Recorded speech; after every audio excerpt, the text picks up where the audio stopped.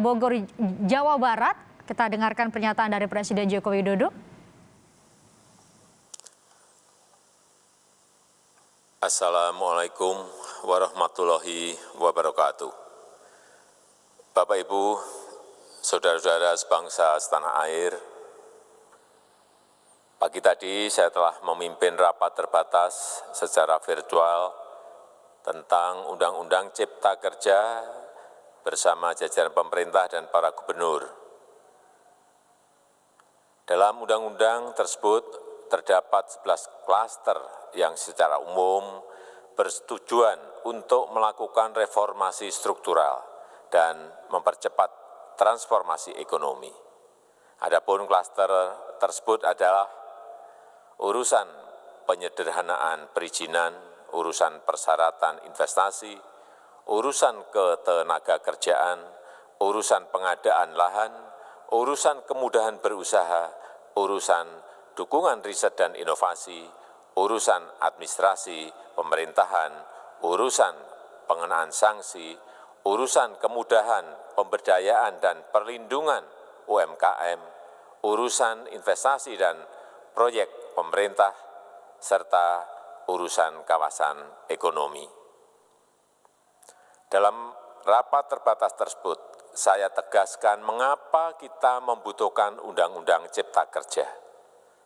Pertama, setiap tahun ada sekitar 2,9 juta penduduk usia kerja baru, anak muda yang masuk ke pasar kerja, sehingga kebutuhan atas lapangan kerja baru sangat-sangat mendesak. Apalagi di tengah pandemi, terdapat kurang lebih 6,9 juta pengangguran dan 3,5 juta pekerja terdampak pandemi COVID-19. Dan sebanyak 87% dari total penduduk bekerja memiliki tingkat pendidikan setingkat SMA ke bawah, di mana 39% berpendidikan sekolah dasar, sehingga perlu mendorong penciptaan lapangan kerja baru, khususnya di sektor padat karya. Jadi, Undang-Undang Cipta Kerja bertujuan untuk menyediakan lapangan kerja sebanyak-banyaknya bagi para pencari kerja serta para pengangguran. Kedua, dengan Undang-Undang Cipta Kerja akan memudahkan masyarakat, khususnya usaha mikro kecil, untuk membuka usaha baru. Regulasi yang tumpang tindih dan prosedur yang rumit dipangkas. Perizinan usaha untuk usaha mikro kecil (UMK) tidak diperlukan lagi, hanya pendaftaran saja. Sangat simpel. Pembentukan PT atau perseroan terbatas juga dipermudah. Tidak ada lagi pembatasan modal minimum. Pembentukan koperasi juga dipermudah. Jumlahnya hanya 9 orang saja. Koperasi sudah bisa dibentuk. Kita harapkan akan semakin banyak koperasi-koperasi di tanah air. UMK, usaha mikro kecil, yang bergerak di sektor makanan dan minuman, sertifikasi halalnya dibiayai pemerintah, artinya gratis. Izin kapal nelayan penangkap ikan misalnya, hanya ke unit kerja Kementerian KKP saja. Kalau sebelumnya harus mengajukan ke Kementerian KKP, Kementerian Perhubungan, dan instansi-instansi yang lain. Sekarang ini cukup dari unit di Kementerian KKP saja. Ketiga, Undang-Undang Cipta Kerja ini akan mendukung upaya pencegahan dan pemberantasan korupsi. Ini jelas karena dengan menyederhanakan, dengan memotong, dengan mengintegrasikan ke dalam sistem perizinan secara elektronik, maka pungutan liar, pungli dapat dihilangkan.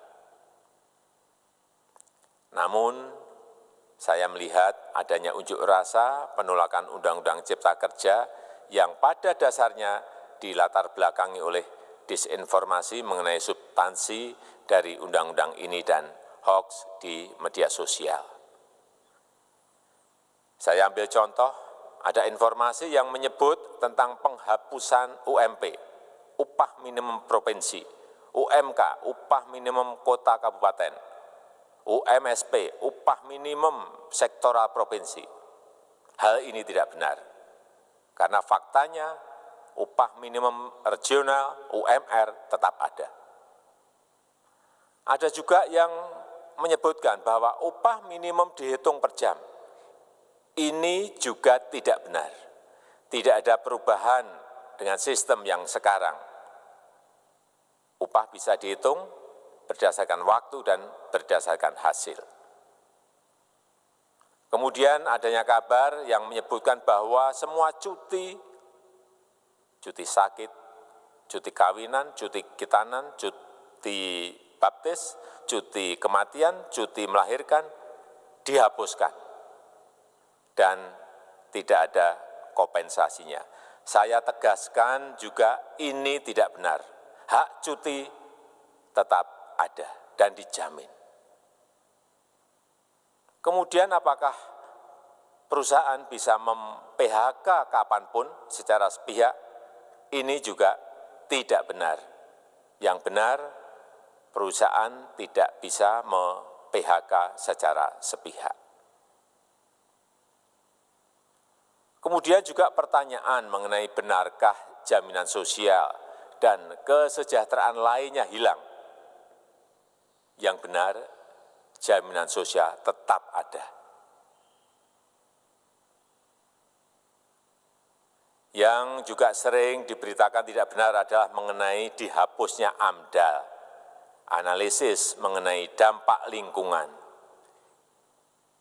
Itu juga tidak benar. AMDAL tetap ada. Bagi industri besar harus studi AMDAL yang ketat. Tetapi bagi UMKM lebih ditekankan pada pendampingan dan pengawasan.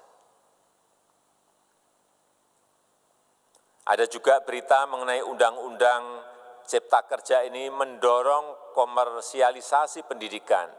Ini juga tidak benar. Karena yang diatur hanyalah pendidikan formal di kawasan ekonomi khusus, di KEK. Sedangkan perizinan pendidikan tidak diatur di dalam Undang-Undang Cipta Kerja ini.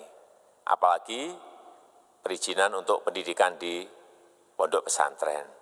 Itu tidak diatur sama sekali dalam Undang-Undang Cipta Kerja ini. Dan aturannya yang selama ini ada tetap berlaku.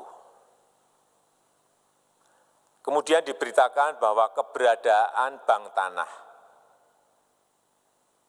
Bank tanah ini diperlukan untuk menjamin kepentingan umum, kepentingan sosial, kepentingan pembangunan nasional, pemerataan ekonomi, dan konsolidasi lahan serta reforma agraria. Ini sangat penting untuk menjamin akses masyarakat terhadap kepemilikan tanah, kepemilikan lahan, dan kita selama ini tidak memiliki bank tanah. Saya tegaskan juga bahwa Undang-Undang Cipta Kerja ini tidak melakukan resentralisasi kewenangan dari pemerintah daerah ke pemerintah pusat. Tidak ada. Perizinan berusaha dan pengawasannya tetap dilakukan oleh pemerintah daerah sesuai dengan NSPK, norma, standar, prosedur, dan kriteria yang ditetapkan pemerintah pusat. Ini agar dapat tercipta standar pelayanan yang baik di seluruh daerah dan penetapan NSPK ini dapat nanti akan diatur di dalam PP atau peraturan pemerintah. Selain itu, kewenangan perizinan untuk non-perizinan berusaha tetap ada di Pemda, sehingga tidak ada perubahan. Bahkan kita melakukan penyederhanaan, melakukan standarisasi jenis dan prosedur berusaha di daerah. Dan perizinan berusaha di daerah diberikan batas waktu. Ini yang penting di sini. Jadi ada service level of agreement.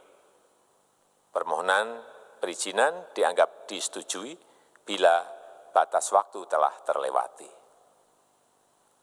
Saya perlu tegaskan pula bahwa Undang-Undang Cipta Kerja ini memerlukan banyak sekali peraturan pemerintah atau PP dan peraturan presiden atau Perpres. Jadi setelah ini akan muncul PP dan Perpres yang akan kita selesaikan paling lambat 3 bulan setelah diundangkan. Kita pemerintah membuka dan mengundang masukan-masukan dari masyarakat dan masih terbuka usulan-usulan dan masukan dari daerah-daerah. Pemerintah berkeyakinan melalui Undang-Undang Cipta Kerja ini jutaan pekerja dapat memperbaiki kehidupannya dan juga penghidupan bagi keluarga mereka. Dan kalau masih ada, jika masih ada ketidakpuasan terhadap Undang-Undang Cipta Kerja ini, silahkan mengajukan uji materi atau judicial review melalui MK, Mahkamah Konstitusi. Sistem ketatanegaraan kita memang mengatakan seperti itu. Jadi, kalau masih ada yang tidak puas dan menolak, silahkan diajukan uji materi ke MK. Saya rasa itu yang bisa saya sampaikan pada kesempatan yang baik ini. Terima kasih. Wassalamualaikum warahmatullahi wabarakatuh.